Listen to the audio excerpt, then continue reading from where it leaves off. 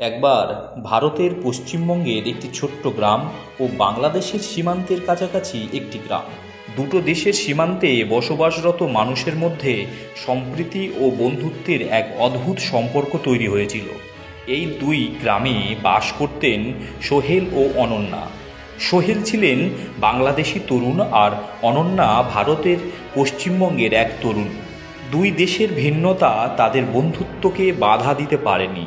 তাদের গ্রাম ছিল এতই কাছাকাছি যে সীমান্ত পেরিয়ে একে অপরের সঙ্গে দেখা করতে তাদের খুব বেশি সময় লাগতো না।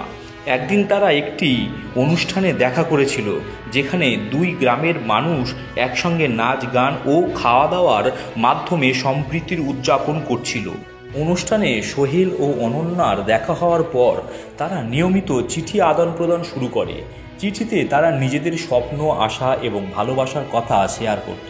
এই যোগাযোগ তাদের মধ্যে একটি গভীর বন্ধুত্ব গড়ে তুলেছিল, যা ধীরে ধীরে প্রেমে রূপান্তরিত হয়। একদিন দুই দেশের সরকার সীমান্ত এলাকায় বসবাসরত মানুষদের জন্য একটি নতুন সম্প্রীতি উদ্যোগের ঘোষণা করল, যেখানে দুই দেশের মানুষ নিজেদের সংস্কৃতি ও ঐতিহ্য বিনিময় করতে পারবে। সোহেল ও অনন্যা এই উদ্যোগে অংশ নিল এবং তাদের সম্পর্ক আরও মজবুত হলো। তাদের ভালোবাসা দুই দেশের মধ্যে শান্তি ও সম্প্রীতির এক সেতু হয়ে উঠেছে। তাদের প্রেমের গল্পটি দুই গ্রামের মানুষের জন্য একটি প্রেরণা হয়ে উঠল। তারা বুঝতে পারল, ভিন্ন দেশের হলেও হৃদয়ের বন্ধন ভাঙা যায় না।